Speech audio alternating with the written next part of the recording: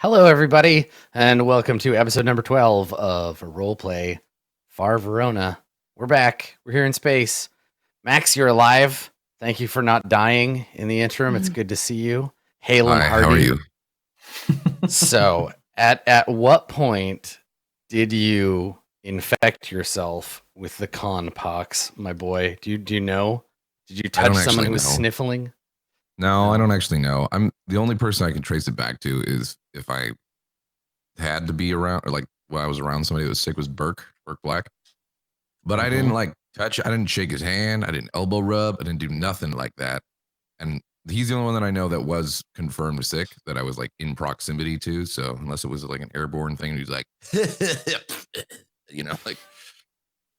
But yeah, I don't know if that's exactly how it works or what he had, what kind of pathogen he had. But I'm not a doctor, but I do know humans are gross. So congratulations. Yeah. But I was feeling kind of like starting to feel that like it's hard to tell at cons too, because your throat already can be a little sore just from talking and drinking, staying up late, whatever, and then you sleep with your mouth open all night, and then you wake up and you're like, oh God, and you think you're sick, and then you're like, oh, it's just my voice. So that's what I thought it was at first. And then it hit as it incubated on the plane, and I was like, all right, great, this is awesome. So it's gross. As Paxbox goes, I feel like this one I can fight it a little easier than some of them. You know what I mean? Like some of them you take meds and you sleep, you wake up and you still feel like shit. This one's like the meds are actually working pretty well right now. So it's just Dayquil and NyQuil and stuff like that. And then, tea. Well, both at the same time? Yeah. Don't do that. That's dangerous. It's called Dayquil if you're real hardcore. Yeah. I think if you drink Dayquil and NyQuil at the same time, so like there's horrible alchemy in your stomach. It's like The Witcher. And you just lose it. Hey, speaking of Witcher, let's talk about that Superman is the Witcher thing. Anne, you like The Witcher. What do you think of this casting of the Man of Steel as the animate cardboard box that we know as Geralt of Rivia? What do you think? So I don't really care that they're making a TV show. I love The Witcher 3 as a game, and what I want is The Witcher 4 with Ciri as like the main protagonist, but I don't really care about a TV show. I'll probably watch it anyways, but I don't know. I guess I'm kind of reserving judgment on any of the casting. It seems interesting. I know it's supposed to be like a younger version of Geralt, right? But I don't know. I feel like I'm trying not to make any decisions until I see more of it. So I've heard that he's like a really excellent actor, but I feel like my only real exposure to him was Man of Steel, which was not very good, but I don't know if it was because of his acting necessarily or just because the movie sucked. Yeah, I saw him in the most recent Mission Impossible, and he was really bad. Like really, really bad. That sucks. Yeah. So I'm reserving judgment. Yeah, people keep saying that he was good in The Tudors and that also he's like a huge fan of The Witcher, which like I get that people want to hear that, but like Ben Affleck was a huge fan of Daredevil. So that's the thing is that everyone is like, he's a nerd, he plays WoW, and I'm like, I mean, I play video games and I can't be Geralt in a TV show. Like that does nothing. Bullshit. Yeah. You can't. You probably fucking recast it. AnneMunition is Geralt of Rivia. Plus, then, yeah. All right, that's much better. Let's do that. We're gonna do our own version. It'll be called The Witching. Yeah, good. I'm into it. Witchist. Perfect. Yeah, The Witchist. Fantastic. All right, cool. Mark, you get a rating credit. Yeah, there you go. Yeah, no, that's a good call, right? It's hard when, and I think that like Game of Thrones fans have the same thing where it's like on the one hand, neat, there's media being made in the universe that I like, but on the other hand, like, could you just make the thing I actually want? Like, just stop making episodes and make a goddamn book already, or another game, or whatever. Yeah, obviously CDPR is not responsible for the Witcher TV show. It would probably be really good if they were, but I don't know. I don't really care about a Witcher TV show, I guess. So we'll see. Maybe it'll be amazing, and then have you read the books or any of the books? Is that a thing? I started working on the books, but I have not finished all of them. So Yeah. most people, I Becoming a feel like, whole multimedia were universe. exposed to the game first and then the books after. So, and I think they just finished translating like the last one into English, anyways. So, Yeah. All right. Well, stay tuned. Is Siri going to be in it? Do you know? in the TV show, Yeah. depending on the timeline that it's set in, I feel like no. Maybe not. Yeah, I'm wondering who they'll cast as Yennefer. I was about to say, I know that there are other castings that you are much more interested in that have nothing to do with Geralt. Yeah. And then, yeah, I don't know if they'll like have Triss in it. I don't know. I guess we'll just kind of see where it's supposed to be set in the timeline. I'm It's under the impression that it's supposed to be earlier. a rare and enlightened point of view to be able to say, you know what, I'm going to wait until it comes out and then I'll have an opinion about it. Yeah. So congratulations, nice work. You're better than the whole internet. Yes. Yeah. Everyone, see, this is the thing that I hate is that everybody says Eva Green, and she's like not my pick for Yennefer. So I hope that it's not Eva Green, just so I can upset the chat with that opinion, because everyone wants it to be her, and I don't want her to be Yennefer. So I hope it's not. I mean, she's like the actress is like 40, which is fine, but I feel like if they're going for like a younger cast and they end up using her, they need someone who's like, in their early 20s. But then I don't know, magic, right? Like, isn't everybody just like immortal and stuff in these? Yeah, I don't think it's about The necessarily Witcher. her age that puts me off of her, but It's Photoshop, everything. Fine. That's what it is, right? They use Photoshop for moving video, right? That's how that works. Yeah. Yeah, we just rotoscope everybody's face. Yeah. You say that, but I've definitely seen a movie in which that happened, where we had like, there's a Resident Evil movie with one of the Mila Jovovich ones, the later ones, where like there's definitely been some facial rotoscoping going on in like close-up scenes. It's very awkward and not done very well yet. So yeah, let's just avoid that altogether. That'd be great. Yeah, it's an interesting thing when a property that people really like gets adapted into another framework. It'll be interesting. Yeah. I'm not a big Witcher fan, but I'll definitely watch the first episode at least. Yeah. See what happens. Yeah. Cool. Well, besides Witcher stuff, what have you been up to, Anne? Besides the internet expecting you to have an opinion about stuff, what's going on? Not too much. I mean, I was in Paris for like a week, so I didn't really want to travel too much. Everyone was at PAX, which apparently I am glad that I didn't go to, because literally everyone is sick. I don't think I've seen this many people. Normal. Yeah. I don't think I've seen this many people get sick at a convention in a while, that I'm just seeing like everyone on Twitter being like, well, I'm dying. So I'm really glad I didn't go. But yeah, I've just been playing a lot of Siege and that new game 2 Point Hospital, which is the like kind of spiritual successor to Theme Hospital, which I never played, but I've still been enjoying that. Why is it called that? Why is it called 2 Point Hospital? Adam, I would really appreciate if you didn't ask questions during my segment. Okay. Wow. Perfect. Yeah. Okay. Sure. I think it's like the like area is like, oh no, isn't it? Yeah, it's the dev team. I thought they were calling it 2 Point County. So it's like California Hospital or like Los Angeles Hospital, but there's like a bunch of them. So yeah, that makes sense. Yeah. Okay. Cool. Thank you, chat, for answering that question. Anne knew the answer, but she wanted to give you a chance. I just wanted I wanted to see if chat was on their game today. Make sure your butt is firmly in the back seat before we get into the episode. So thank you, Anne, for giving chat that opportunity. Well, that's cool. I mean, it feels like there's always this like, whoa, what's going on? What kind of cool shit have you been doing? Like, what kind of big deal? But now I'm at the point now where if someone can tell me like, I don't know, I've just been hanging out and like doing stream stuff and like working my job and being a person, I'm like, nice. Yeah. Now that PAX is over, the real novelty. Like, I'm really looking forward to TwitchCon. Will everyone be at TwitchCon? Yes, I'm going to TwitchCon. Yeah, I will. Yes. No, not Mark. Okay. Look at the poor chaplain up there. Too far away. Always too far. Yeah. I want to. I really want to. I want to try and do more US cons, but yeah, it's just too hard at the minute and too expensive. Yeah. Yeah, especially because it's on the opposite coast from you too, so it's even further. So. Yeah.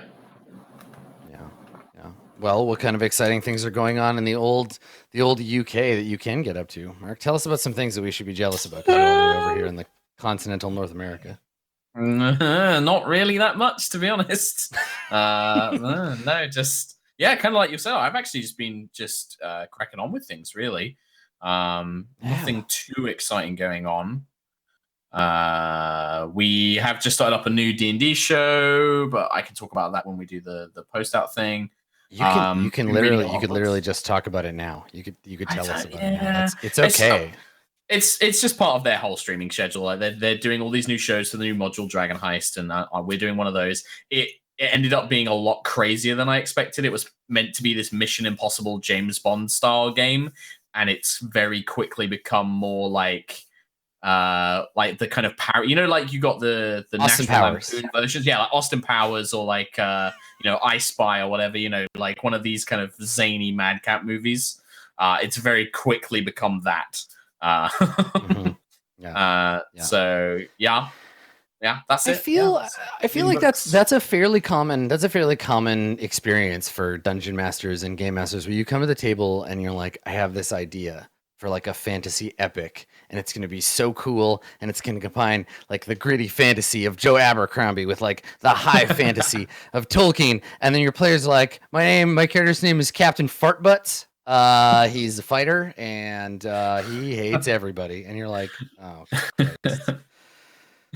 Yeah, it's not too bad because, like, I know the players, so I kind of knew going in that they were going for a Guardians of the Galaxy kind of vibe for their crew, but the actions of the game ended up being far more slapstick than expected, thanks to dice rolls and just poor decision making, which is ultimately what all RPGs come down to, isn't it? Really, just poor decisions and bad dice rolls. Yeah, so. It's a pretty that's a pretty like common thing too. Like you'll do your character intro, and I've had this happen more times than I can count now. Someone will do a character intro and be like, yeah, my character's like a super cool badass and looks really cool and can cast spells, and then it's like, cool, roll to jump over this 8-foot gap, and they're like, I fail, and it's like you hit your head on the wall and fall into a hole, I guess. Good job, cool guy. Yep. Well, good on you for rolling with it. How long is that series going? Is it like a mini series? It's 12 episodes, yeah. So the way we tend to do it is we because I think quite a lot of the other shows do like they just make it part of their ongoing narrative. We just do like these little mini short campaigns, which are like 11 episodes plus character creation, so people can just jump in, watch some crazy RPG stuff, and then move on to the next thing. And that's what we try and do. So yeah, it'll be fun. It'll run up until Christmas.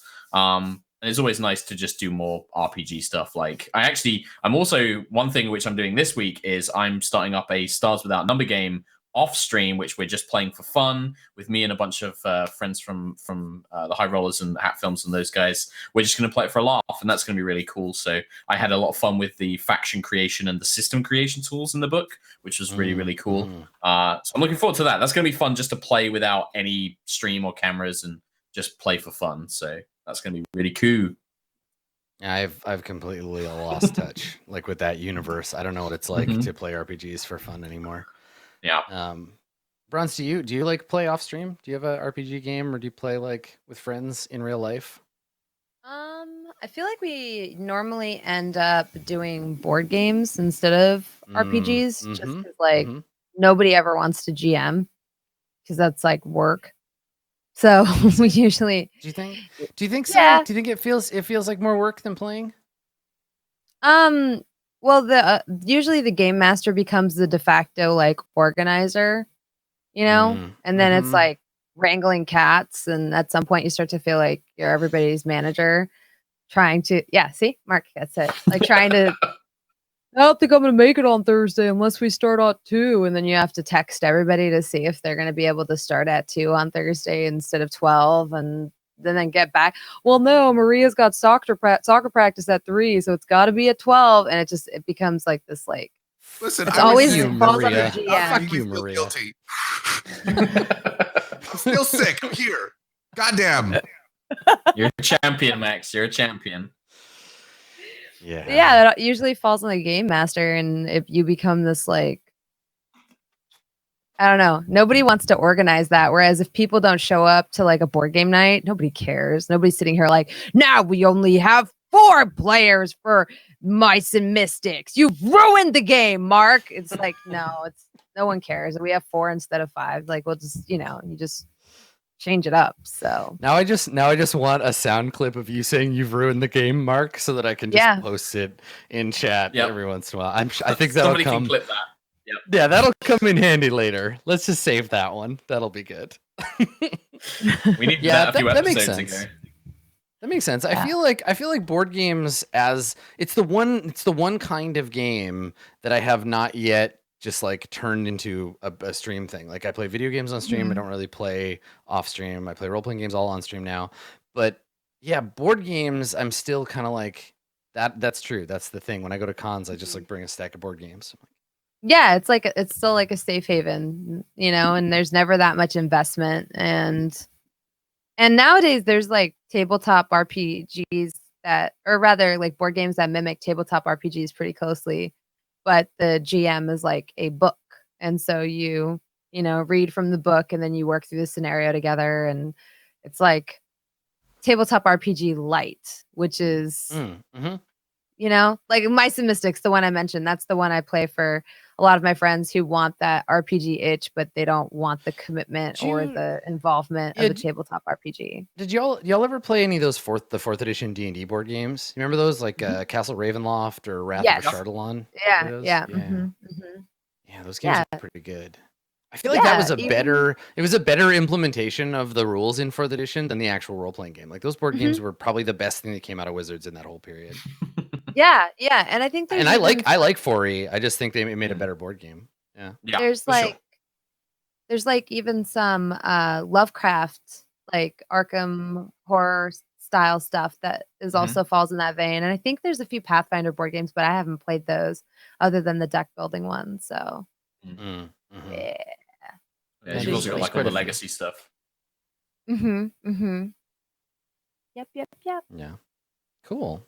That's cool. Yeah. Board games and card games are a nice thing. I don't get to play them very often, but when I do, it always feels like a special occasion because that's like I said, just the one thing that we don't get to play otherwise. Cool. Well, welcome back, everybody. Let's play a role-playing game. Let's play some Far Verona. So this time we can write goals right from the get-go. So let's do that. And then we'll jump in. So when we left off last time, I'm just finding my goal writing pen. When we left off last time, we were basically planning to go and investigate the Sad Song Say So Much, the ship. Go look for clues to see if you can figure out what happened over there. So that's kind of where we're at now. What do you think you want your personal goals to be?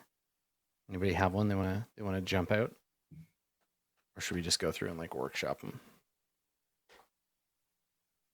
What do you think, Chaplain? You know what you want to do? And I mean, Booker, same with you. Like you have kind of a clear goal ahead, right? Like the solving the mystery, if that's still what you're after. Yeah. But what do you think? You're saying if I have something other than that, or? Yeah, I mean, or is that your goal, right? Like, is it to investigate the ship, or do you have some other agenda that you want to pursue today? If I was smarter about getting XP, I would have a different one. However, we are about to go on the ship, so maybe some stuff might come to light that would help, kind of make that seem a bit clearer. So until I can think, how about we'll keep that as my goal for now, and we can workshop the others and see if they, have anything else. See if I can think. Yeah, if something jumps, you want to change it. All right, I'll set it as search the ship for clues for now, and then if you think of something else you want to do, that's cool. Ooh, I do. Okay. Yeah. Let's make sure that Nomi does not return. Yeah. Okay. Cool. This is gonna be an intense episode. Put an end to Nomika.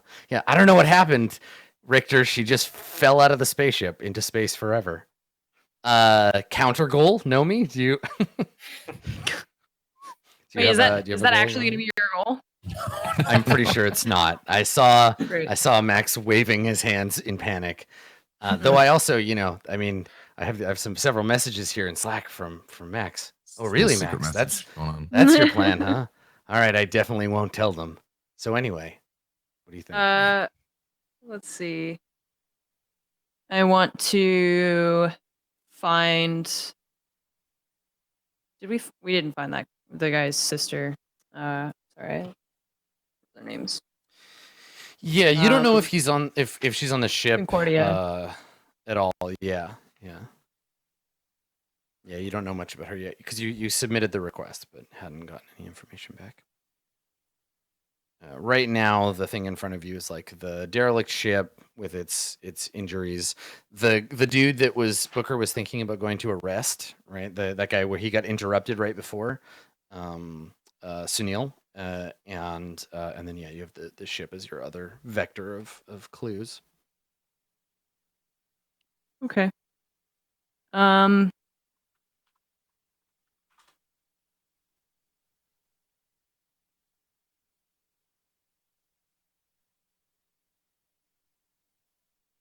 Okay. Yeah, I guess I can make my goal to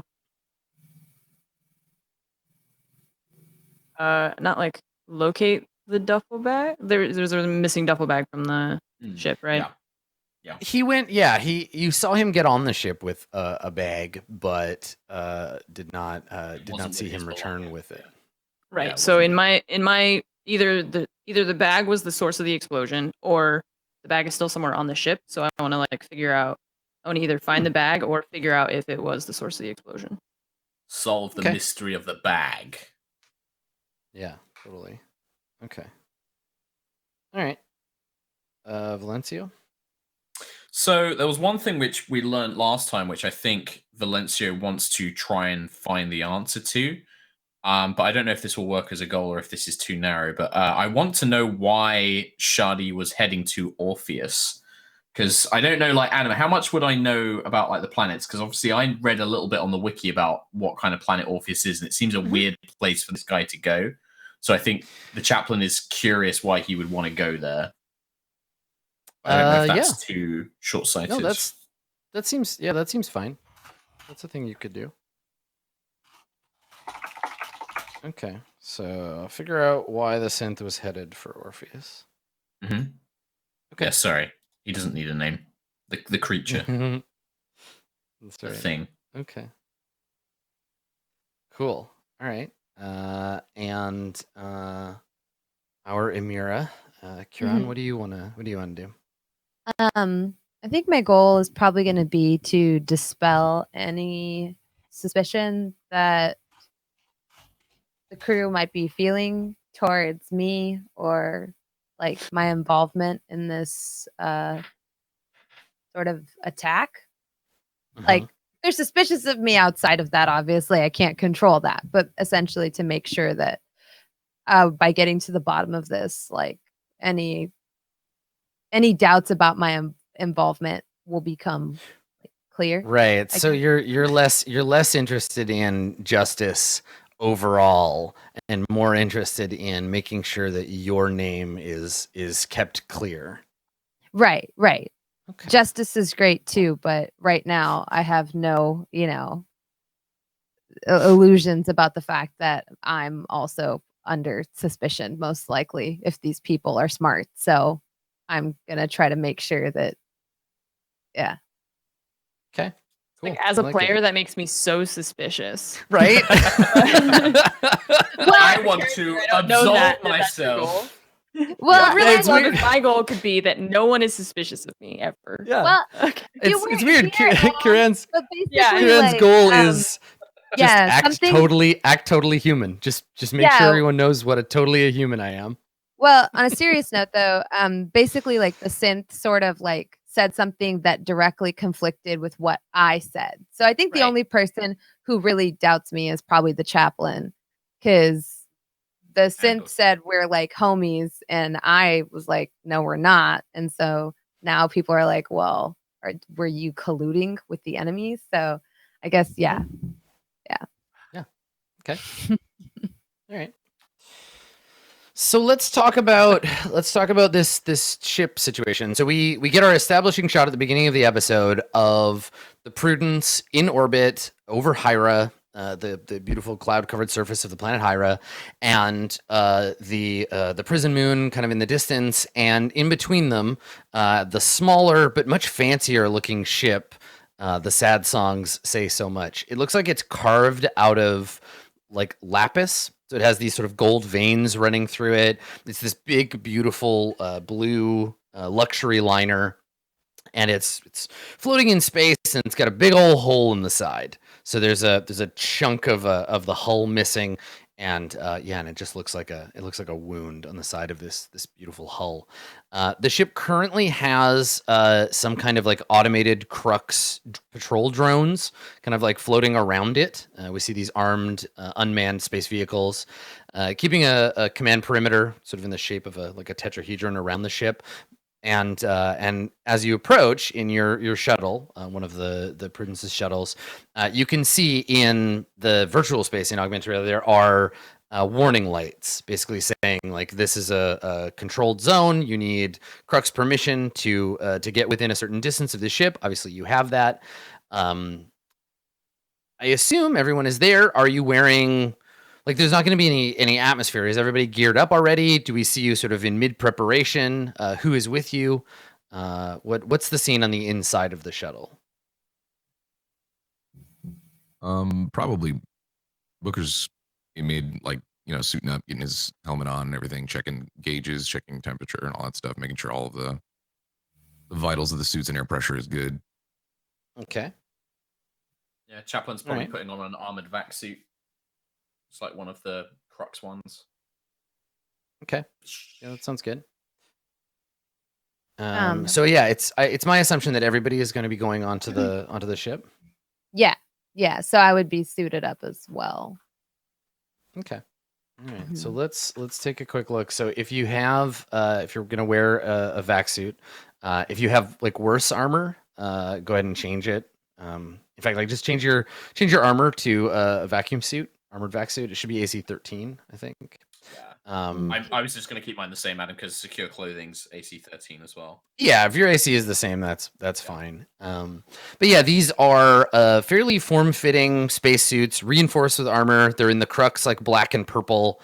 They have serial numbers on them. There's a Velcro patch where normally you'd attach a rank insignia. I guess Booker, yours has one because this is like a suit. You have one of those little patches that you attach, but nobody else does. Yeah. And so everybody's getting geared up, and they have helmets, but they're not like huge bubble helm. They're quite close. They have built-in comms. They have built-in lights because the light systems are going to be off. The ship is currently under low power. Basically, there's just like adjustment thrusters that keep it from falling into orbit, but otherwise the ship's turned off. Its core engine is down. There's not supposed to be anyone on there. Now, you had talked before about bringing along some like a survey team, like a group of those guys. Is that still the plan? I think that's Anne's call. Yes. Yeah. Yes. Squad leader. All right. So Nomi, that's the plan. You want to bring want to bring aboard a group of them. Okay. So it's a team of 4. They are their names capable. are Ramirez, Holtzman. Yeah. Weird. Nancy too. Yeah. It's everybody's sibling. And these guys they're not like combat operatives. They're technicians. They're they're capable of those. Okay. Cool.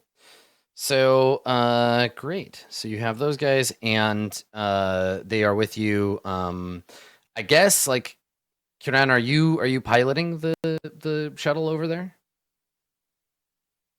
I don't know.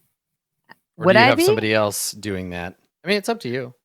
I guess it depends on which capacity the team would want me to come along. As more of a like piloting or like on scene for consultation.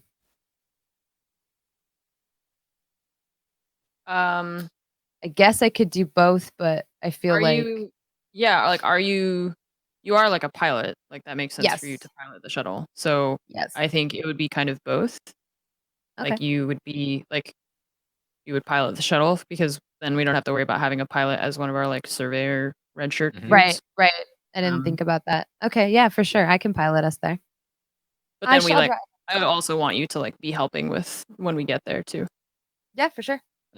Okay. Are you bringing your hireling along with you, Kieran? Is Eleanor? I forgot. Your henchman. No. I think I'm gonna leave her behind. Okay. Wow. All right. That's like 4 potential hit points to take some damage before we do. Yeah. She doesn't fight. Extra. Yeah, but she could be a shield. She can She be runs shot away. at. As far from what I read, she'll just run away. So Oh, I mean, easily I frightened. guess and like just, yeah, oops. it's potentially a moving target, but not super effective. A distraction. Yes. Yes. You're talking about your assistant? Yeah, Mhm. my intern. Your indentured assistant. Definitely not a slave. That's of any sort. basically an Listen, intern when you think basically about The an it. intern, noblest, Yeah. the noblest thing that a peasant can do is die in service of an actual noble. Come on, that's a great way to live your life. Just like an Speaking of intern. Take it. If this were Court of Swords, that's how they get reincarnated in the wheel as a noble. That's how that That's works. right. See, yeah, exactly. It's a good way to die. So, all right. So we see this group. The survey team is geared up. They have their helmets on. Their faceplates are polarized, so we don't need to like actually cast them. And and they have their survey equipment ready to go. And I think that you don't have to make any roll. This is like fairly casual piloting. There is there's a shuttle, like a docking bay that you can fly the shuttle into. So we see this little black, kind of matte black and purple shuttle fly in to the empty shuttle bay, and and you land there. So this ship, and maybe we get this delivered through one of the survey team people. They turn and they say to Nomi, they're like, all the ship systems are down, so there's not going to be any atmo or gravity. And he looks down and he like clicks the heel on his boot, and we hear a faint whine, and it like clicks the boot to the ship, to the deck, and then he clicks it again and pulls it up, and he says, "Boots will keep you grounded," but he shrugs, and he says, "We've only got a limited amount of time." Like taps his helmet, and you can see you've got a HUD with a little like oxygen indicator on it. So, is there somewhere you want us to be focusing? Where are we headed? Whilst you say that there is no power, crewman, is it still possible to retrieve data from files or the systems, the ship systems? He says, "We've got a backup generator," and he looks down and he says, "Most of these systems you can run for a little while on a cell, standard power cell." He looks over at there's a supply cabinet, and he says, "We have a handful of them in there. So if you need to run anything, it'll be able to run off battery power, but not for very long. I mean, we're not going to get this ship moving or anything. You're not going to be able to restore air, but the computers, yeah, you could probably pull some data from them." Excellent. What do you think, Siriska? Is there anywhere that we wish to be looking in particular? I need to get the voice. We should determine the cause of the explosion. And my primary goal is to discover what happened to the synthetics, or the suspected synthetics bag. We saw him enter the ship with one, and he left without it, so it's got to be somewhere aboard. Mm. And then I'm going to turn to Kieran. Since you were aboard the ship, I know that you didn't keep tabs on each passenger individually, but do you think that there's somewhere specific we should start looking if we're looking for a duffel bag that may have been in his possession? Well, if you're looking for his duffel bag, then most likely that would have been present in the crew quarters, which I do have an idea of where those are. I can also take you to the location of the explosion. It was, from my understanding, near the engines. So I do have enough working knowledge of the ship to be able to take you there as well, depending on which one you wanted to check out first. As far as to which particular cabin was his, that's not something that I would know off the top of my head, but I'm sure we could look into the ship's registry and find out. And this Shadi Bashara, Kiran, did he spend most of his time in the crew's quarters, or did he spend time in the kitchens? Do you know roughly where he may have spent much of his time? Well, from what my assistant refreshed my memory with and my own recollection, I do remember him putting together dinner parties and little events like that in his own cabin. That's really my only recollection of where he spent any of his time that I can remember. Very good. Thank you, Kiran. Mm-hmm. Okay. All right. So, where to? Okay. Well, we can go to the engine first, wherever the explosion was. I'm assuming we will have at least some, like, I don't know. We'll have time to go to both. We don't have to like choose between one or the other. As long as I mean, it'll depend. Like, walking around in a ship this big with no like lifts turned on is going to be a lot of ladder climbing, and since there's no gravity, everything takes like a little longer. So, yeah, I mean, you're not necessarily going to have a chance to leisurely examine everything, but as you go, they'll be slow going. So that's fine. You can head down to the engines first. The survey team packs up their gear. They've got like big backpacks and whatever survey equipment, and they follow you out into the ship. So imagine the interior of the ship as being like a kind of early 1900s like luxury liner. So everything in it is sort of nautical themed. There are a lot of blue and white. There would be like carpeting. It's not like the deck of a spaceship. It's more like the inside of an expensive hotel that happens to fly through space.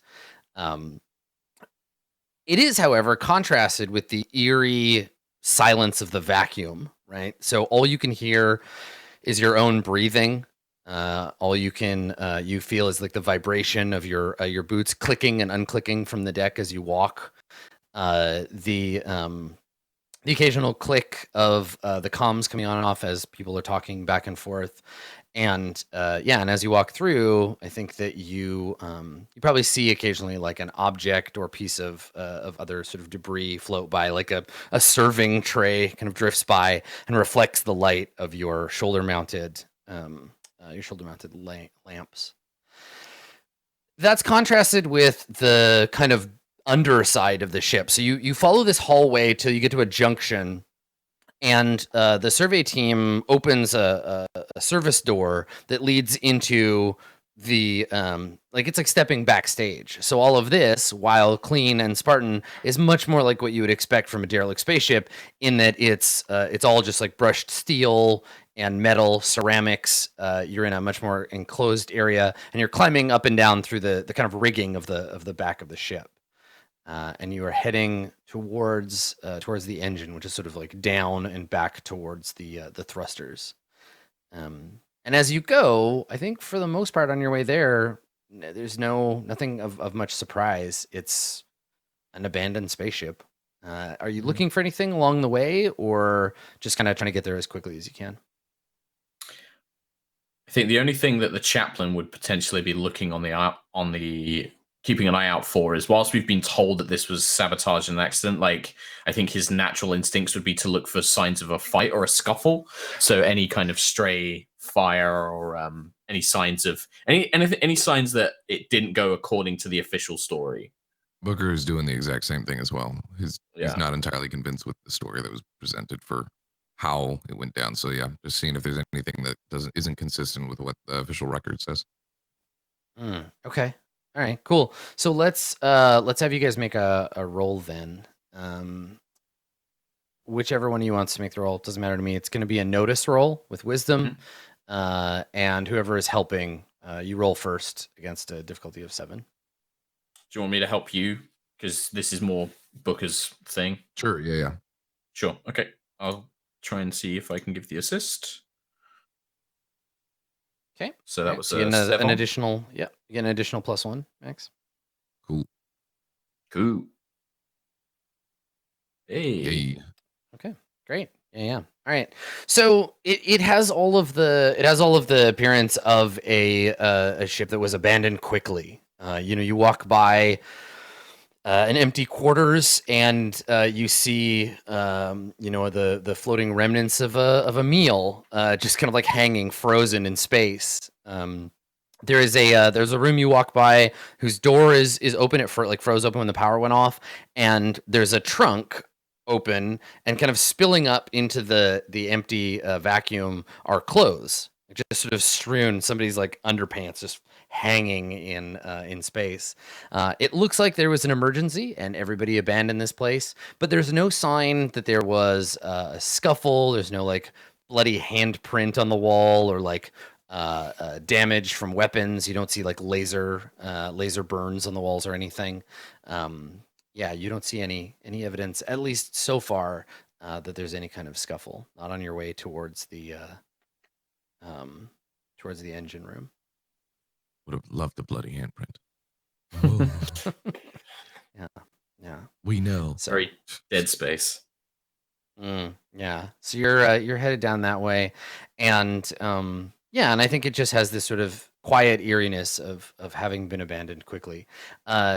Kieran, for you were on this ship. Like you have memories of a long space voyage. Did you like fraternize much with the other members of the crew? Did you attend these like parties? Because it is very much like sort of the Titanic minus the crashing into a space iceberg. But there were like parties and like concerts and events, right? This ship was meant to go slowly, and it was a cruise. So what are you remembering as you're walking through the ship? I definitely had a few close friends on the ship, but not something like where I was a huge socialite or running in circles all the time, if that makes sense, or in the more popular circles. But my character definitely wasn't like an outcast either, probably somewhere in the middle. Especially because, with the family standing she has, it's like only proper to come out, make appearances, shake the right hands, and say hello to the right people, but not something that she did out of like, not something she did for fun, but something she did more as like a duty or obligation. Okay. Yeah. So then as you're walking through this place, those are the memories that you have. We hear maybe through your memory, we hear music, like chamber music play. You remember the sounds of crowds, people having polite conversation, the clinking of wine glasses, and these like lavish space journeys. Though I guess you remember them with a sense of like duty rather than of enjoyment. Yeah. Okay, cool. All right. And also So, from a place of respect, being, the navigator, I was veiled most of the time, and get at least there's some reverence that comes right. with Yeah, you get to play the like mysterious navigator part at these parties. Yeah. So there's a degree of like pleasantness to it for you as well. Okay, I like that. That's good. Okay. So you leave the one of these back corridors and step out into the kind of lower part of the ship, which isn't as decorated. It's still very, very well engineered, but it's certainly not the kind of blue and white china pattern of the upper decks. Down here, you're walking along a metal corridor with a fairly clear signage, but there are power conduits above you. And as you're headed towards the engine, one of the survey team members up front puts his hand up to stop everybody. And you can hear over his feed, his internal, they're wearing slightly different suits that plugged into their gear. His feed is making a faint ticking sound. And he says, "Hold up. All right. Well, it's safe, but I'm getting some rad readings. The suits should protect us, but there's been a little bit of a leak, it looks like. nothing too bad. We're not gonna he looks at his meter. He's like, we're not gonna be here long enough for it to make anybody sick. And he kind of looks to you, Nomi, like, Yeah. Do you want us to keep going? I just kind of look around at the team and I say, let us proceed, but cautiously. Keep an eye on that number. Let me know if it changes. And yeah, and he nods. Of course. Forgive the ignorance, but what could cause this kind of leak? Is this a damage to the ship's reactor or something of that ilk? Well, I mean, you know, Padre, you blow a big hole in the side of a spaceship. These things happen. One of the other techs like stifles a laugh. Yeah, fine. And yeah, they share a look, and then you, Nomi, you catch a little bit of like, you catch one of them like roll their eyes, like, why do we have a priest? This is dumb. But they don't say anything. They have the discipline not to say anything, and they push on. So yeah, so you reach the scene of the crime, and despite the fact that the whole ship is full of vacuum, and you know, and this room is really no different. There is a sudden sense of vertigo when the door opens into what used to be the engine core. In the center of this kind of ring-shaped room, there is a melted sphere. A big chunk of it has been broken and melted. The gangplank around it is all burned off, so now it's sort of a C shape. And where the gap in the C is, there's a huge hole in the hull. The hull has been torn open by the explosion. You can see the edges of it jammed out into space. And then yeah, again, the human brain is used to being in gravity, so there is that sense of like falling even though no one's going anywhere, because you look through the hole and you can see the surface of Hyra thousands of kilometers down below. And the survey team seems unfazed by it. They just come out into the room, and the sergeant in charge is like, standard scans, let's make this quick. We don't have enough oxygen to take our time. And the team starts taking out their equipment and setting up. But yeah, standing here on the edge of the room, the room is tilted, so down towards the planet feels like forward. But that sense of vertigo, I think, for the most part, passes.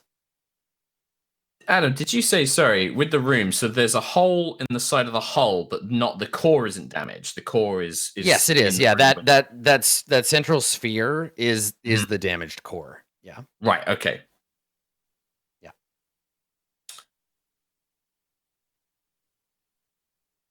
So clearly, it would appear our friend obviously targeted the core itself. I'm surprised that it did not cause more damage.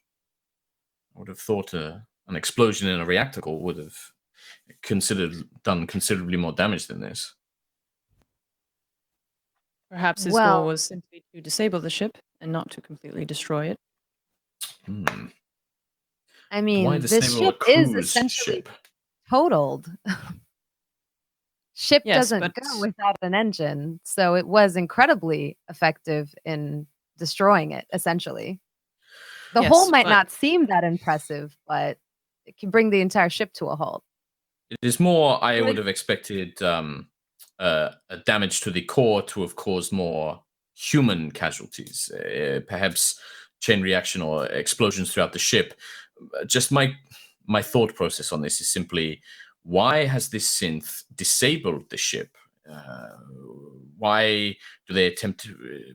The obvious intent is that they attempted to steal it, perhaps, or that they simply were... Perhaps they did seek to cause more damage, but made a mistake in some way. Why? What is the motivation to have caused this damage to the ship? That is what I'm trying to consider at this moment.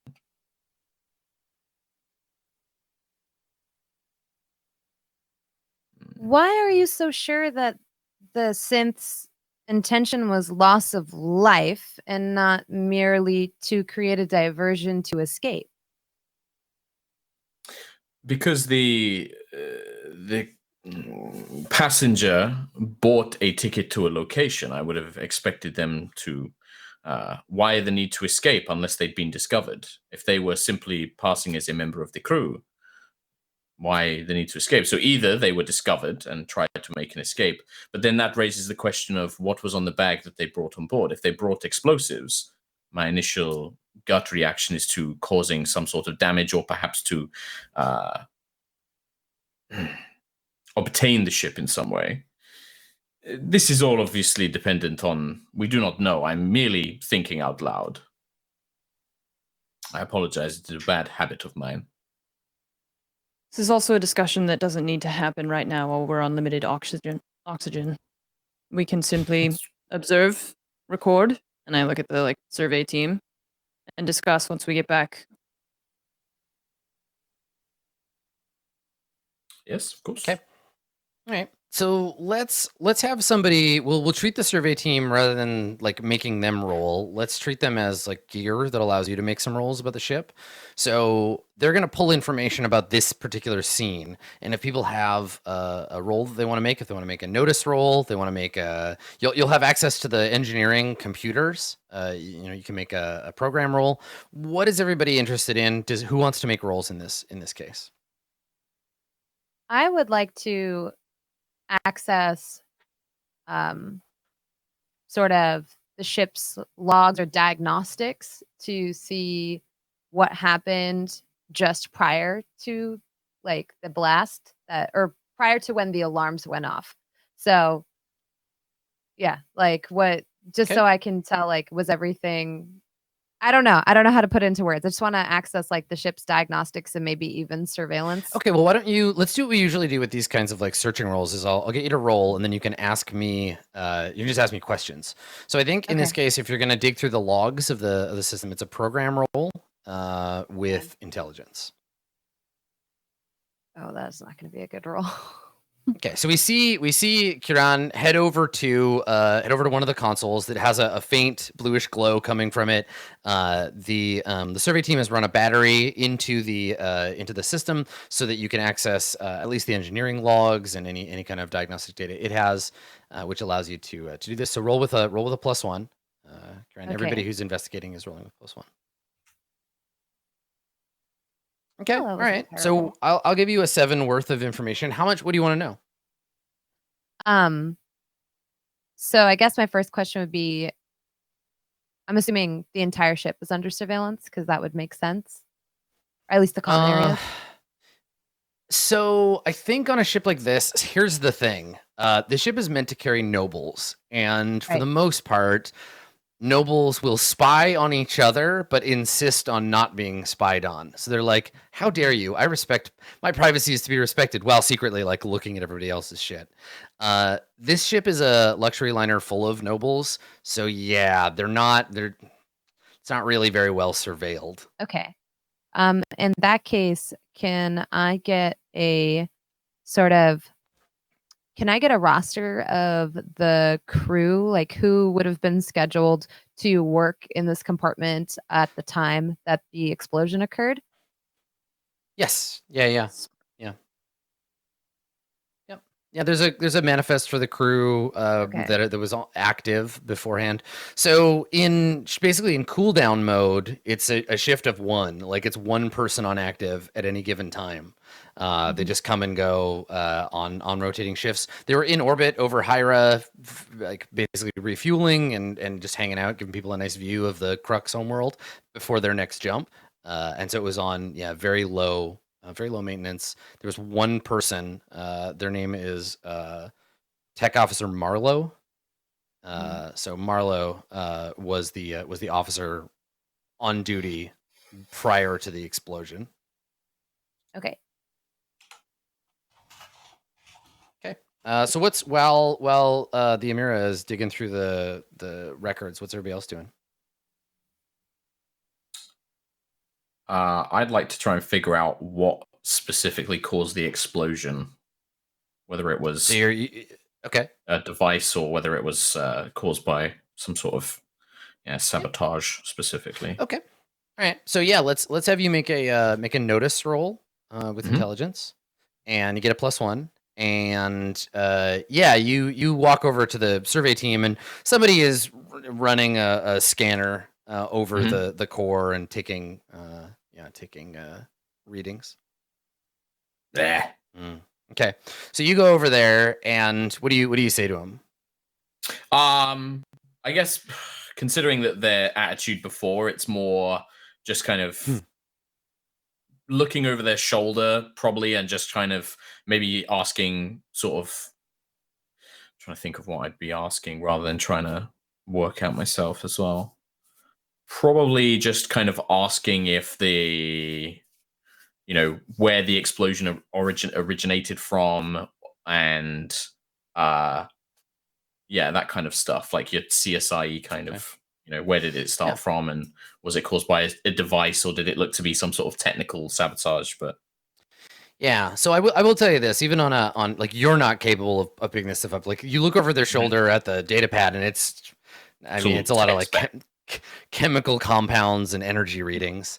And the tech turns around, and he says, well, whatever it is, Padre, it was a hell of a mess.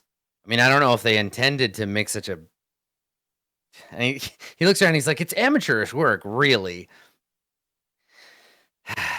What do you mean?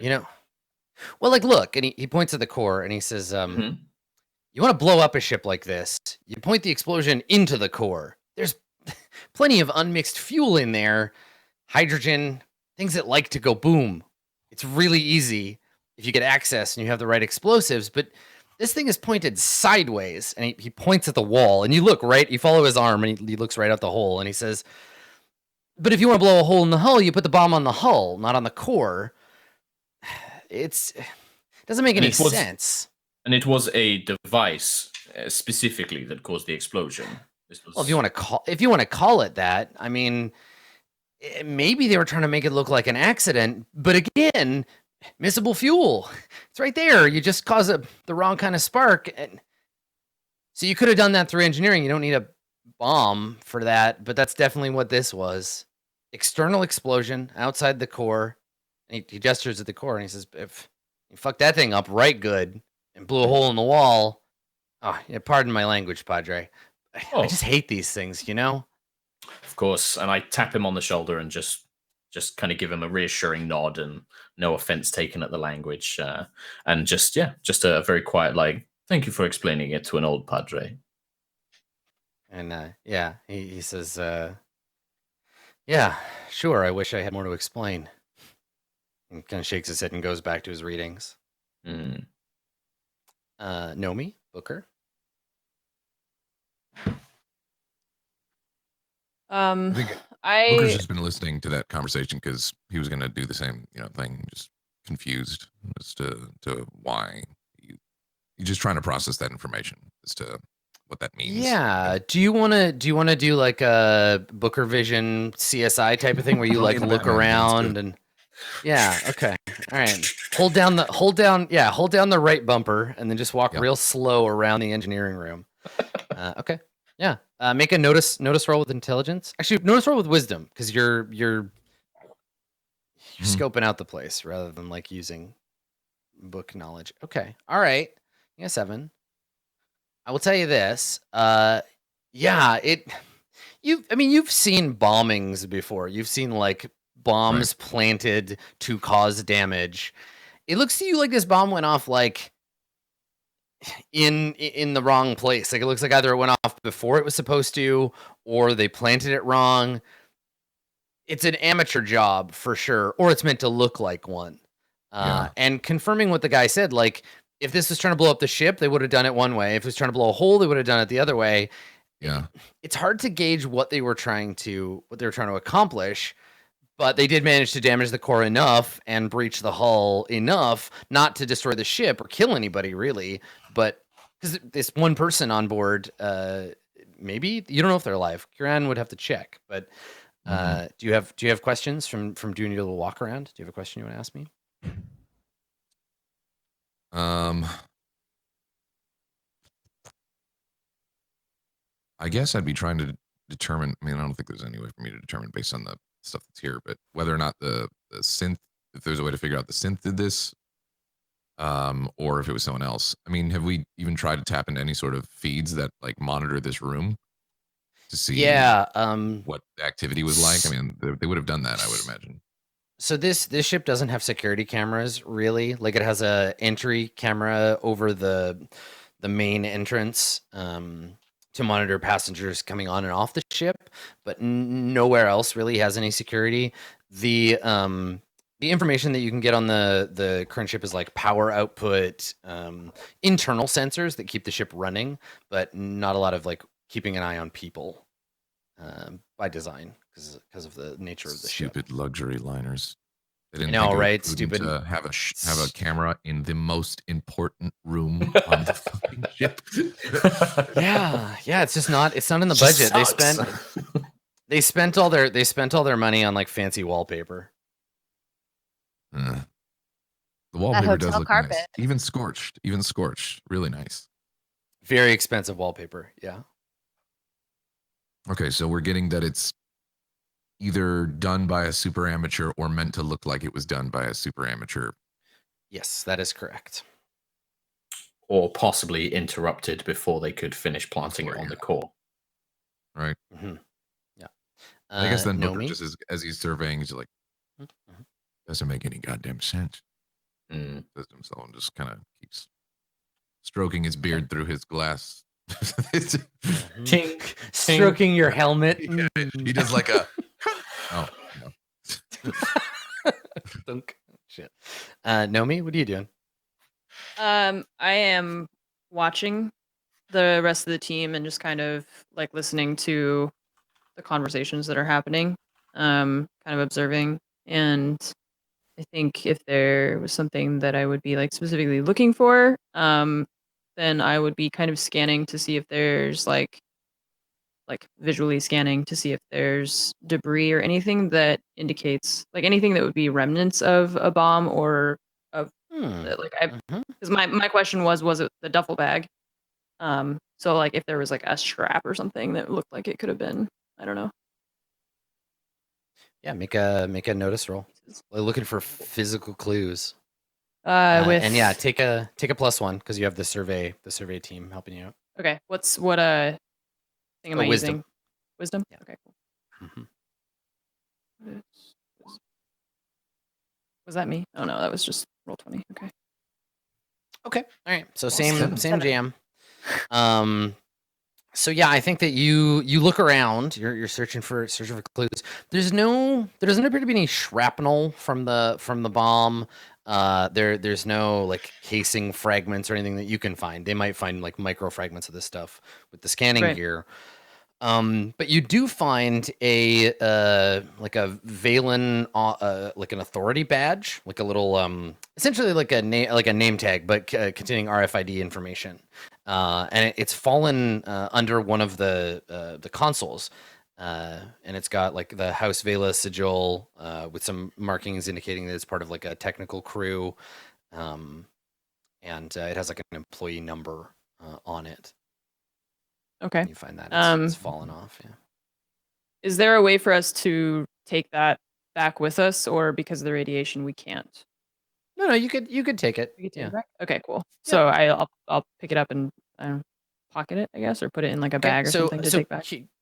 Kieran, you see Nomi picking up this badge. Like you see her spot it and pick it up. Okay. Before we leave, I'm going to pull aside Officer Greaves and ask him a few questions. So I'll just like sort of lean over to him and be like, Officer Greaves, I was just wondering, given your experience in solving crime and the size of the blast radius, do you think that this explosive was brought on board intact, or do you think it was improvised on the spot?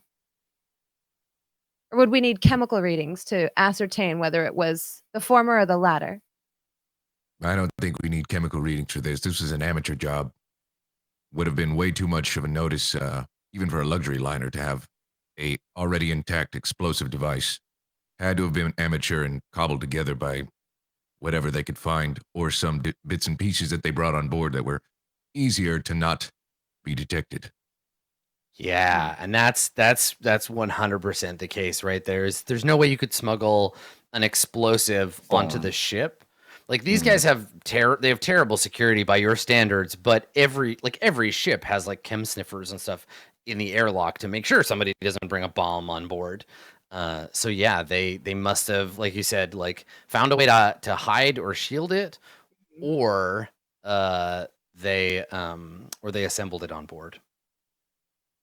If it was assembled on board, would the materials it was assembled from be readily available, or something that a crew member would require access, like special access to? I guess I'm gonna ask, since I don't know what would be on this luxury liner. I would think they probably could, right? But I mean, on a ship like this, you can make a bomb. It's not designed for having any sort of, you know what I mean? It's not like a heavily industrial ship, I guess, you know? But like the tech was saying, you know, a dangerous material, you needed to make a starship go. Yeah. Right. So I guess that's what I'd say. Like, it's possible, but this is a luxury liner. There's not too many. Go ahead. I was going to say, listening to this conversation, would it be possible that somewhere like the kitchens would have access to enough to create an explosive that would penetrate the core and ignite the fuel? Potentially, but again, any chef on this ship would be preparing, you know, intricate meals, little tiny delicate things. I don't know what sort of access they would have had to anything that could make it happen. But as the tech was saying before, doesn't take a whole lot to make that cocktail of things to go boom inside the reactor. So hard to say without visiting the kitchen or knowing more about what supplies they had access to. Well, if they did not build it from something that they had access to, and we know that our individual in question had some culinary skill, and was cooking meals, that means that they must have had contact with somebody in another group that could provide them the materials, engineering perhaps, or some such. This was my thought process as well. I do apologize, but I must insist that we have this discussion once we're back on board. It's probably better to not sit in the radiation. We still have to examine the crew quarters. Yes, we need to leave. So, Nomi, when you finish that sentiment, one of the scanner crew says to you, "Cirrus, can I get eyes on over here?" Okay, I go over to him.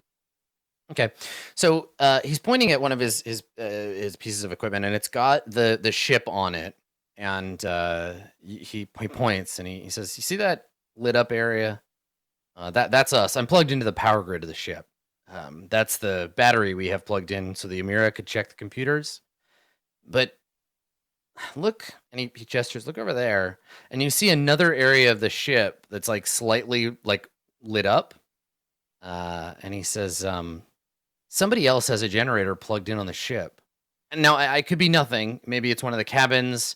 Maybe they forgot to unplug their charger, but I'm seeing power readings. Do we know what area of the ship that is? He shakes his head. He's like, I've never been on one of these liners before. And he looks over at Kieran. Yeah.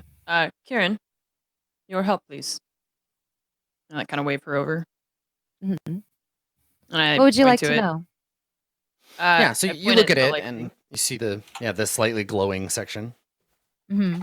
Would I know what compartment of the ship it is, or what part of the ship it is? Yeah, totally. It is one of the like kitchens, basically. There's a couple, but this is one of them. Okay. It's adjacent to the big banquet hall. There's like a full size, like Versailles-esque, like gold and glass, like dance hall, essentially. And this is the one that's connected to it. Okay. I'll say that. Well, it's the kitchen. One of.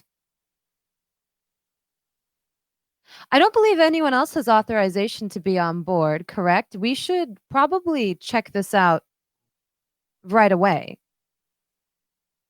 I agree. If you have everything that you need, we should pack up. With all due respect, is everyone armed? All of the a crux does not go anywhere without a gun. So yeah, Figured. all four of the survey snippets to that team. for a second. It's like, dear, I don't go anywhere without being armed. Yeah, and the crux all kind of like look at each other like, fuck yeah, we got guns. Perhaps we should allow Officer Greaves to do a sweep and secure the site before leading the charge ourselves. Just a slight suggestion, since security does seem to be his forte. Sounds good to me. It's Nomi's call. Do we know exactly which room that is? To Kieran is what I say. Is it like a general area or? Oh, okay. Well, it's one of the grid nodes, so you could track it to like the kitchen. And if you were closer and you plugged in, you could probably figure out like what outlet was pulling, transmitting a draw. But is it possible to like basically make a really makeshift map of the ship and where this room is, like on a compad, so that we can? Yep. The survey team has it.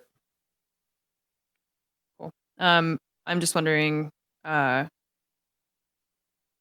we know how many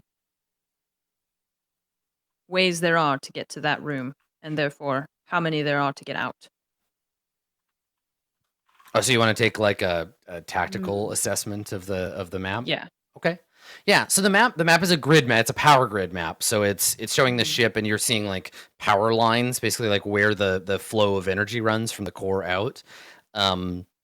It's like looking at a SimCity map of just the water tubes, so you can't really like get a good idea of it. But you could make an attempt and take a look. I think in this case it would be notice and intelligence. Okay. Yeah, notice intelligence. No modifier. Yeah, no modifier. Could I maybe help with some recollection? Like if I Yes. Yeah, okay. Totally. I mean, I wouldn't expect myself to know every room of a kitchen, but right. You've never actually been in this kitchen, but you've been in the grand ballroom, and you've been in the grand ballroom's like bathroom. Like you kind of know the area, and you can remember where the doors are in the ballroom, so you can kind of help. Let's see how helpful you are. So so go ahead and you can roll 2, Kieran. Actually, let's flip it. Since Nomi did you just roll that, or do you still have to roll? I still have to roll. Okay, perfect, good. So Kieran, go ahead and roll. Same roll. Notice and wisdom. And if you succeed, if you get a 7 or better, you'll give Nomi an extra +1. Ooh, there we go. Nice. Okay, so Nomi roll with +2. +2? Oh. Yeah, because the scanner team's giving you a hand. Great. Oof. Okay. All right. Nice. Yeah. Sucks. The map just like it's so out of context that you're like, well, if I was an electron, I would know how to get in and out of this room, but you're not. You're a person. Okay, cool. All right, I don't know, whatever. We can just pack up and just go, I guess. If they're done scanning everything and they've got Yes. everything. Yeah, these guys are pros, so they're already packed up as soon as you're like, let's pack up and they're like, let's go. Yeah. And so as we like kind of head out, I'll say to Greaves, I'll defer to your tactical knowledge on this one. If you want to take the lead, and I kind of gesture. As Sounds I good. pull out my own for anyone to pistol. get ambushed and left behind. And then he goes forward. Nomi will remember that in the top left corner of my screen right here. It just says Nomi will remember that. Awesome. Yeah, just keeps going. I feel like that meme comes up enough that we just need like little overlays for that. So whenever that happens, just okay. All right. So Booker, how would you like to get there? It's on a deck that is primarily made up of this one big hull, and the hull is like 2 decks tall, somewhere in the center front of the ship. and it has the ballroom. It has like a separate but connected bar. It has two different sets of like washroom facilities, and then a bunch of like servant stuff in the back, so that people can like musicians can hang out in the green room, and there's like a bunch of like service stuff. But it's basically like the party room of the place. Okay. How do you want to get there? Normally, you would take a lift to a central hub, and then you walk right into the ballroom. Okay. So as I'm understanding, you said it's 2 stories, like a cruise liner, like big ballroom, and it has a bar surrounding on these 2 floors and whatever. Yes, yeah. So from where we're at, we're still in like what, engineering right now. Yeah, you're a ways off.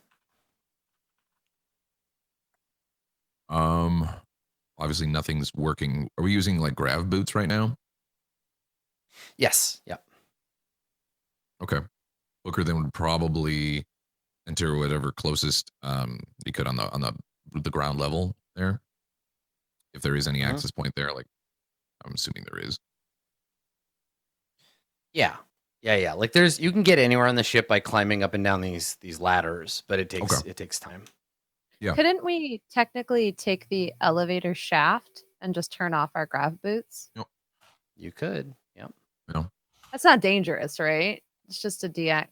I'm not going to ask that question. You know what? Never mind. I didn't ask that. I probably just gave Adam like 10 ideas. Somebody's going to turn on the elevator while we're in the freaking elevator shaft. We're all going to be Listen, honey.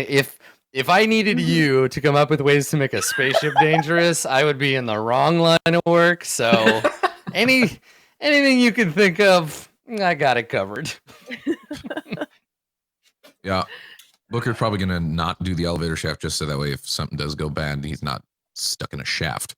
So yeah, whatever ground entrance there would have been to the main like ballroom, that's where Booker's headed. Okay. So you do want to take the like access ladder? Yeah. Okay. All right. That sounds good. Okay. So it will take some. Well, actually, depending on what the access ladder is like, is it just like a Jeffries tube kind of thing we're talking about if we're going Star Trek? Yeah. Yes, that would be. I was trying not to call it by its name, but yes, that's very much. It's a Jeffries tube. Adam, that's what it is. Named by Carl Jeffries. Yeah. I don't know. It's spelled differently. Okay. Yeah. Okay. Yeah. We'll go ahead and head do that that way in. Mm-hmm. All right. Okay. So yeah, sometime later, and I think by the time you reach the entrance, right, with Greaves, you're the first one. You're near the access panel with the deck number etched on the back of it. When you get there, I think you all hear simultaneously. You all get a little like boop, boop, boop, boop in your HUD, and you can see that your oxygen level is at 50%. Took the long way. Yeah, it takes forever to get anywhere in here. Okay.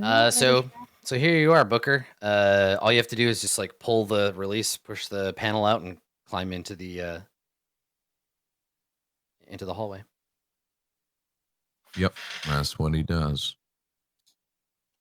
He gets exploded by a Jimmy Rig bomb.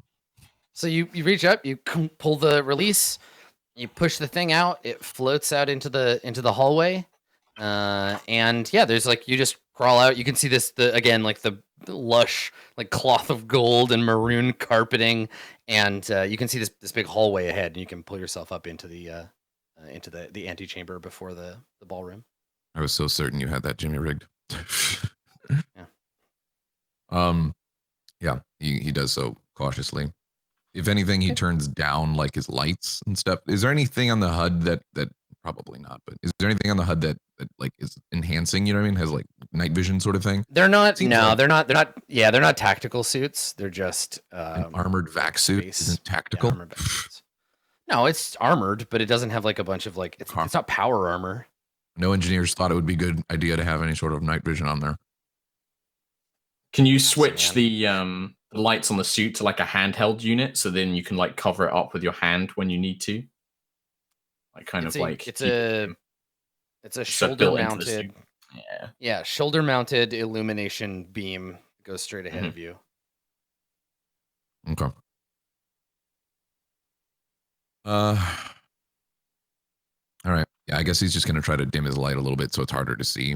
Like he can still see immediately in front of him, but I guess those, yeah, like he's just doing this kind of thing. You know what I mean? So that way, like he can't just see the origin of light as well. Okay. All right. So you pull yourself up into the antechamber, and it's pretty big on its own. It's a kind of ovoid chamber. To the right of you is the bank of there's 3 big metal, but they're like sort of Baroque looking with swirling patterns. Big old looking like wooden doors that are the lift doors.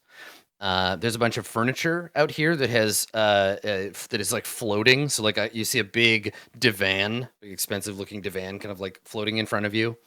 To your left is the archway that leads into the ballroom itself. And when you step out into the room, you notice a tiny, like a blinking red light to the left of you, because you have your thing covered. I will give you the opportunity to do one thing when you notice it. What do you do? Immediately back off. Yeah. Okay. Roll your initiative. I think what my exact motion would be, knowing that it's probably explosive device that's Jimmy rigged to blow, would turn off grab boots and just go like that and push downwards. Try to push yourself back into the tube. Okay. Yeah. Let's see if you're fast enough. So roll your initiative. So D8 plus whatever your dex modifier is. Well, I happen to know that I only got a 3 because I cannot be surprised. So. You can re-roll your initiative. Yeah. What do you want me to roll? This initiative or? Yeah, I mean it's a D8. It's a D8 plus your dex, and you're alert, right? So. Yep. Right. Roll twice and take the best one. Oh yeah, no problem. Okay, so normally we would hear the spin up whine, and we would hear the like thump of the ammunition going off. We might hear the crack of the bullet or the ping of it hitting the wall, but we don't hear any of that. Instead, we would see to the right of you, the wall, suddenly 3, I forget what it's called, like spalling. I think when a bullet hits a painted surface and like blows out some of the paint, we see three bullets like hit the wall on one side, and to your left we see the tracking turret that fired on you. And now you can see there's a red laser dot kind of scanning around the entrance of the tube where you pulled yourself out. Everybody else, all you saw was Booker start pulling himself into the hall and then push back really quickly. Nobody heard anything or saw any of that. Yeah, immediately after that happens, Booker just says over the comms to Nomi, they've got a tracking turret. Up to you if you want to press forward or come back with a full tactical unit. Probably indicative of more defensive devices in the area. Okay. We need to quarantine the ship, make sure that nothing leaves, nothing and no one, and as you say, return with more of a tactical approach. I think it's time for us to get off of the ship immediately. Sounds good. Okay, we'll just leave. We're not even gonna go to the crew quarters. We're just gonna leave. Yeah. Okay. All right. So you climb back down and make your way back to the shuttle. And so we just cut to the external shot of the ship, and we see the shuttle coming out of the cargo bay. You get back with lots of airtime. Cool. So it'll take some time to get back to the ship. So what's the conversation like? We cut to the interior of the shuttle. Everybody's got their helmets off, and you're sitting in the ship. So does the shuttle have like a comm that I can call our main ship? Yes. Yeah. So as soon as we get on the shuttle, like immediately I'm gonna comm the main ship and explain to them that we have an intruder like stowed away here that has set up defensive things, and that we need to make sure that literally nothing leaves the ship except for us. Okay. Yeah. And then our how close is the main ship to the sad song thing? Like if the sad song were to explode, would our ship be in danger? No, Considering you're at a there's safe shuttle there. Probably not. I would think. You're at a you're at a safe distance. Cool. Which means you do have a little bit of time between the two ships. I thought How it was long- pretty close too yeah, I was until we gonna took a say- shuttle there, and I was like, oh. How long would it take them to send someone to secure the site? If they left now, it would they would return, like you'd pass each other in space. They can mobilize pretty quickly, but they need a mission. They need to know what they're going over there to do. So Nomi, that's your call. Like if you want to specifically be like, get on there now, then you certainly can. We should not leave the sad song until we know that there is a ship in place to monitor it. We Agreed. cannot. Yes, we cannot head back. I am of the same mind, Chaplain. Where's So the is this ship going? conversation happening? Is this conversation happening in the hallway? I'm assuming on the shuttle. Like we haven't But left before yet. we start flying away, like Sure. Yeah. So you're going to sit down and power up the engines and stuff, and then you're like, wait, we shouldn't leave. Yeah. I don't understand why we can't leave. if we 'Cause they leave, might- the person may flee the ship, and then we would have no way of tracking them. If they have stored a that's why shuttle or something. That's why I called the main ship to tell them. But it there's, will take like- them time to reach us, correct? Yeah. No, so but we they need have to like they have, like scanners and stuff. Oh, well, if we can, yes. I didn't realize that we would be able to track them from this far. I don't know. Would it? I mean, I assumed that they would notice if something left the ship. That's my point. Yeah. Like the Prudence can scan the ship. It'd be real hard to just like slip away in another vessel. Right. Okay. Yeah. I mean, so can we like refill our oxygen on the shuttle, Yes. or do we have to go back? Oh, okay. Nope. No, you can do it on the shuttle. Yep. Okay. Then, I mean, do we want to wait for? Okay, I guess I'll do this in character.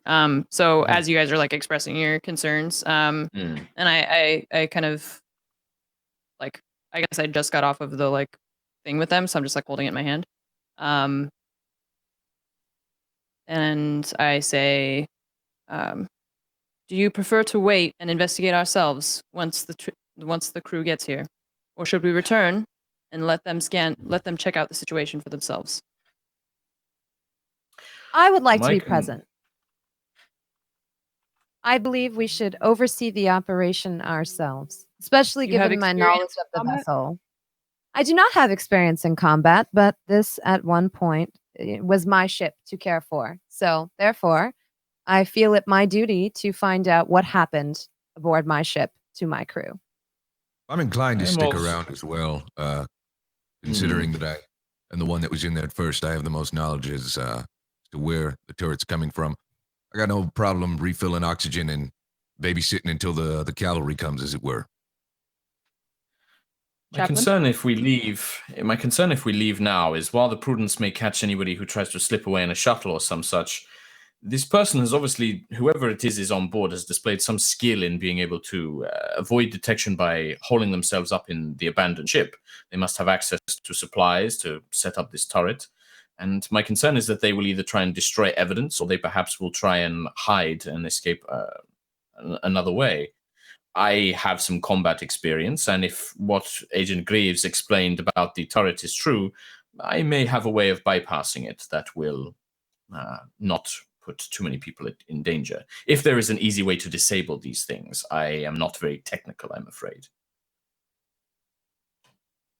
So I just kind of like nod at each of them in turn. And then I like reactivate the comm to tell the Prudence. And I say,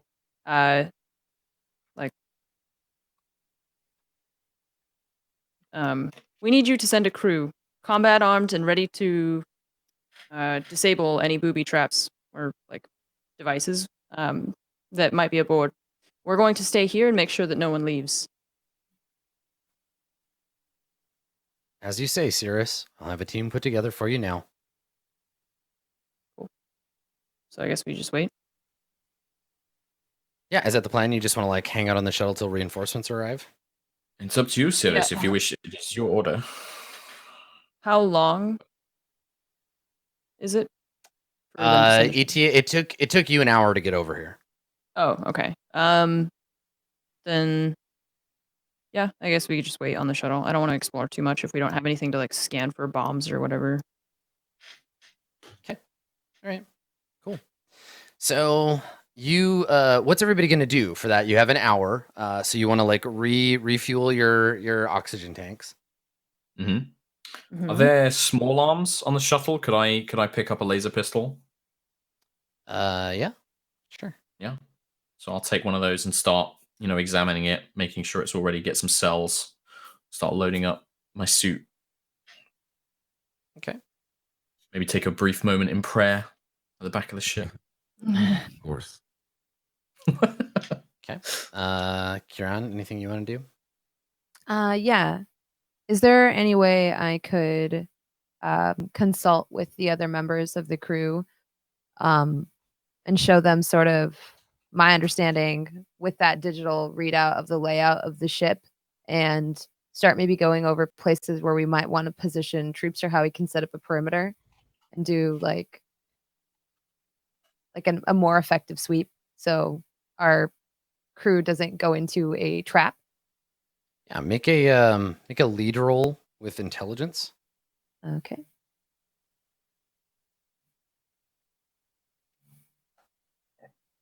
Nice. Okay. Ooh.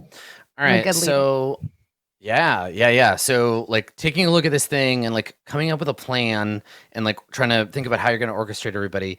I'm going to give you, write down some of your character sheet. You have 3 +1s.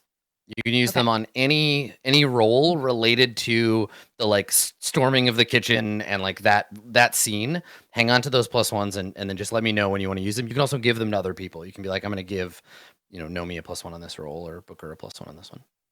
Okay. Sounds good. Okay, cool. All right. So you're doing tactical assessment. Booker and Nomi, what are you gonna do?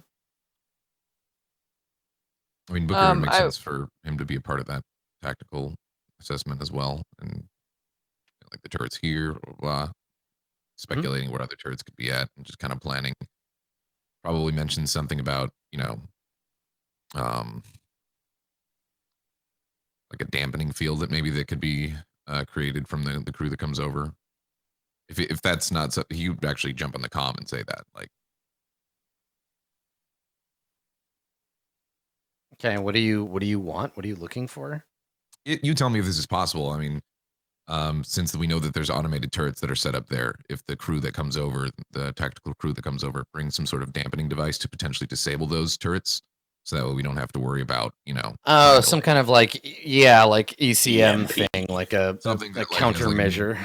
yeah, exactly, a countermeasure that would just be a dampening field, or like EMP if you want to go the it's an electrical. Yeah, I don't think that's like there isn't like a device that can generate like a field to disable electronic devices, but there's some kind of like EMP or something like that. Yeah. Sure. Okay. And that's cool. what I guess that's what he's doing. He's on the comm talking about specifics, that he would recommend bringing to take out the turret, so that way they're no longer a problem. Okay, that sounds good. And then Nomi, what are you doing to prepare? I want to show that patch that I found to Kieran and ask her about it. Okay. So when she has a moment, I just like pull it out and then kind of like walk over to her and I hold it in front of her and say, while we were in the reactor room, I recovered this patch and I was wondering if you recognized it or might be able to tell me more about what kind of crew member or what information I can find from it. Well, it looks like a patch that belongs to really any of the engineering techs. I can't really say from looking at it who it might belong to, but I do know they all have an RFID chip inside. It's quite possible that if it hasn't been damaged in the explosion, we might be able to connect it to a computer and find out who it's registered to. Excellent. Is Yeah. that something we can do aboard the shuttle? It is, yes. Yeah. So then I'll hand it to her so that she can do that. Okay. Do I need to make any kind of special roll, or is it just going to work? No, I mean, I think if you're, it depends. Like, what are you what are you comparing? You have a serial number and it has an RFID like scan that contains some information, but you have to compare it to like a database. So Right. the Crux shuttle would not have any of that information. Didn't you pull off like a list Yes, of all the okay. staff? The roster. Can I match it up against the roster of the schedule, rather, of the techs who were working in the engineering compartment? Yeah. So it's the identification badge of one Xian Marlowe. Okay. Yeah, it brings up. So when you do it, you compare the two, and it brings up the profile stored in the badge, and it has Marlowe's security information. It has a hollow picture essentially of Xiang. Xian's like mid-20s. He looks to be Chinese features, short hair. Kind of has a look on his face like he's got better things to do than sit here and get his picture taken. He served on the ship for about 6 months. It looks like he was picked up about 6 months ago, and he's been in the engineering corps for some time. Okay. Working on that. Yeah, it looks like he was transferred over from a Triangulum ship. All right. I'll go ahead and sort of turn my compad to Nomi and say, yes, I had a feeling that might be the name associated with it. When I was on the ship and looking through the computer, I was able to pull up a roster of crew members who would have been active in the engineering bay at that time. Marlowe was scheduled to be working then, and it appears that this identification belongs to him. But he wasn't a casualty of the explosion. Not that I know of. I'm not aware of a list of casualties that, I mean, I'm sure that information is probably available aboard the jurisprudence, but I don't have it handy. It seems we'll need to speak to Marlowe if we can locate him. Thank you. I take the patch back and put it in my pocket or bag. So Chaplain, what are you? Where are you praying when you go to pray? Is this like the back of the shuttle, or? I think, near where people are talking, because I'd want to listen in on the tactical brief. But I'd just be sat quietly. I'm guessing there's like little rows for passenger seats or whatever. People. Yeah, so it's a little. Basically, it's just like a box, right? Like the shuttle is like kind of squarish, and then it's got a front compartment. And there's like 3 seats up front for a pilot and a co-pilot and then an additional passenger. And then there's like 2 kind of like areas in the back, and then like a cargo thing for storing gear. And then the back door just opens up. Yeah, I'd probably just be sort of sat just behind the pilot area, just listening in on the tactical brief, and just got my eyes closed, small book. Okay, can you make a luck save for me? There we go. Nice. Okay, so here's the thing. So you hear a faint like pinging sound coming from the console, like the pilot console. You just hear this like bing, bing, bing, bing, and when you look, it's the system that's used to detect like missile lock-ons. Okay. Oh, good. So I'll give you the opportunity to do exactly one thing. Okay. Well, can it be 2 things? Because one's just yelling, and then the other is a physical action.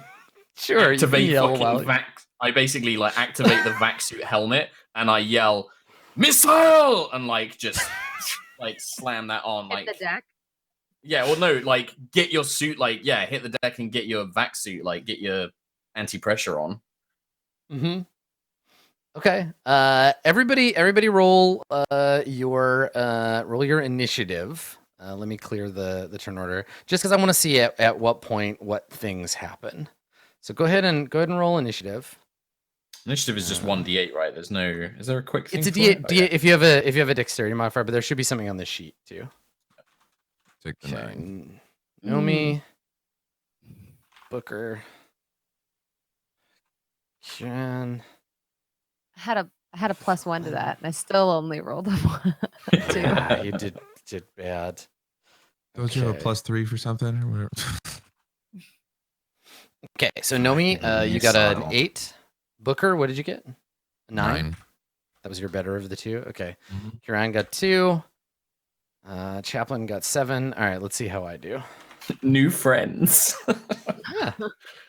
New deadman. Oh boy. Okay. All right. Wow, okay. So, Booker and we'll say Nomi, you both get to like do something after Valencio shouts. Valencio's like, incoming. Yeah. And then the missile lock alarm goes from like locked on to like take evasive maneuvers. Booker, what do you do when the chaplain like shouts, like jams his helmet on? So what are you doing? The shuttle that we're in is just saying, hey, someone's fired a missile at you. Yeah, it's like missile lock detected. Missile launch detected. Like, time to move. Let's go.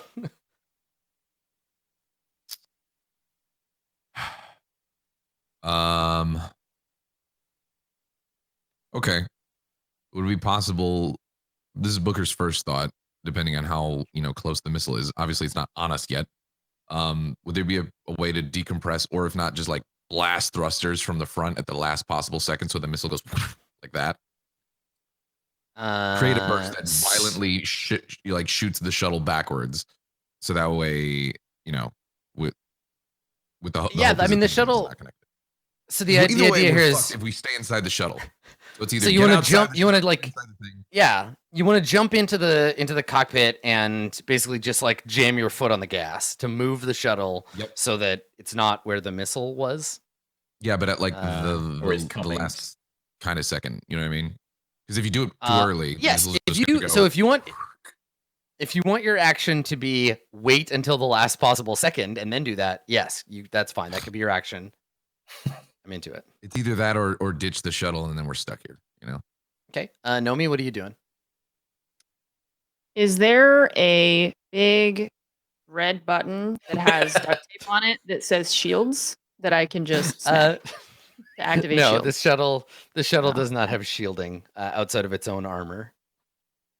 What's the weird sand stuff that was used last time? The shuttle definitely does. Yeah, it's a sand thrower, and that's definitely not sand thrower. Oh, not on one of these. Sucks. This is a shuttle, not a spaceship. Yeah. The only other thing that Booker could think of is open up a side door on the shuttle and fucking shoot the missile as it's coming through. We're still like pressurized attached. suits. Like we're still docked on the main, like on the sad songs, right? The shuttle, the shuttle is currently mag clamped to the deck. That's what I was asking when I meant about like. Wait, so where's the missile coming from if we're inside the ship? It's coming yes, from that's inside a great question.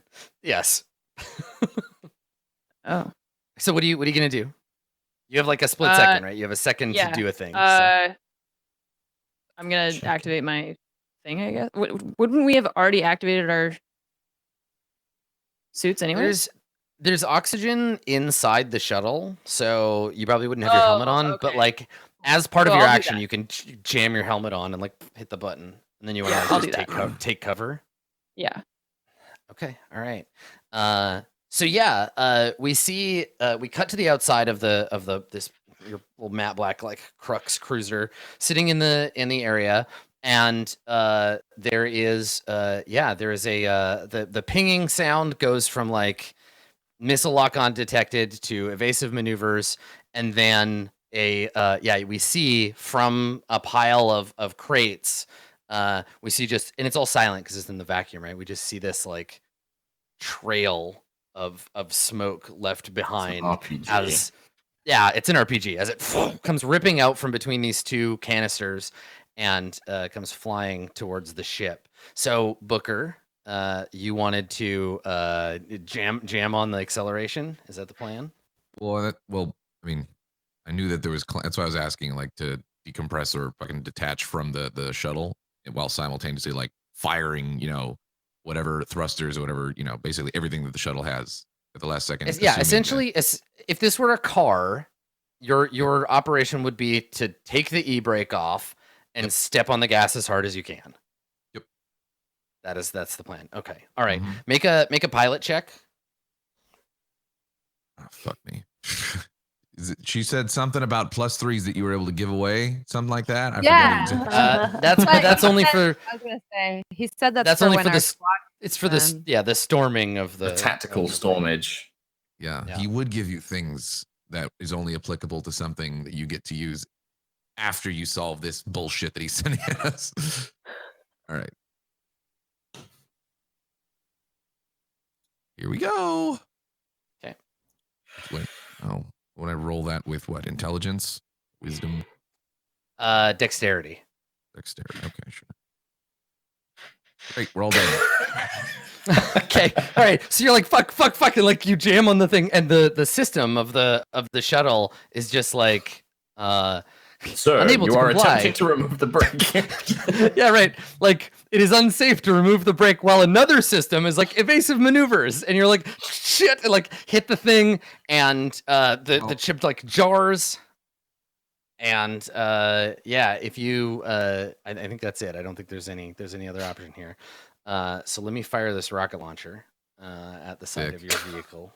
Awesome. All right. So your shuttle. You open the shuttle, it depressurizes. The real question out into fucking space. Is why is a Vela ship carrying RPGs? Chimera. You're a fucking spy. Yeah, whose RPGs are these? So so we just see. Oops, what am I gonna do? So there was this rush, this silent rush of the missile flying towards the side of the shuttle. I just need it's like stationary, so there's no roll to hit. It just hits the side of the thing. So I'm gonna roll damage. This is damage to the shuttle, not damage to you. So don't panic. Don't panic when it's like 25. Okay, so the shuttle takes 16 damage. Let me see how many hit points the shuttle has. So shuttle. A small shuttle has 15 hit points and an armor of 0. Okay, so the shuttle is just toast. Yeah, so it has armor, but anything lower than 5 doesn't count. So the shuttle is totaled. It doesn't mean you're all dead. It just means you're all going to take some damage as the shuttle gets totaled by this janky rocket. So when the shuttle gets destroyed, everybody takes some damage inside. This is the GM equivalent of how dare you get off task and go back to the shuttle. I'll show you what I'll do with the shuttle. I'll blow it the fuck up. Oh no, you're fine. Try to leave my quest again. I dare you. You do whatever you want, all right? Ironically, if we had actually fully left, we'd probably be safe. But the bad guys. You 100% would have gotten off of the ship fine. You just gave them time to like come after you and panic. Okay. So let's see. Starship Defenses. Okay. So when it takes the hit, I'm just going to deal you some damage because you're not out in space. I mean, you kind of are, but here. Everybody's going to take some damage, and then you can deal with that. Okay. Should have just went back in the fucking spaceship. All right. Oof. All right. So the rocket hits the side of the ship. You can reduce this damage like a grenade by however much your armor is above 10. So you're wearing your armor, so that reduces it at least by 3 for everybody. I know, like, the dudes, let's roll for your crew. You're saying for our armor class? Like everything that's above 10, we reduce it by? Yeah, for this, because you have your own, it's like a grenade, but better, because you have the ship absorbing most of the shot. So everything above 10, just reduce the damage you take. Okay, so the shuttle gets tipped up on its side by the blast, gets torn open like a tin can. Some of you are probably unconscious, and the crew. Not quite. Yeah, the crew are either like they're all knocked out or like toast at this point. So since my armor class is 16, I take 3 damage, correct? That's right. Yeah, you'll take 3. I am down to 1 hit point. Nice. Okay. Chaplin's got 2. Nomi, you are knocked unconscious by the blast, I think. Yeah. Okay. All right. So we hear the rocket. It hits the thing. The shuttle tips and slides, crashes into the side wall, tears a big chunk of the deck out. There's fire, but it's only eating up the oxygen inside the shuttle. So the fire is burning out of the hole as it scoops up that oxygen, and we see the fire and the smoke kind of pouring out into the vacuum. And I think probably we'll take our break here, and we'll come back to the aftermath. Of course we will. In Booker's comm, he hears, "It worked. Are you okay?" All right. Stick around. We got more coming at you right after the break.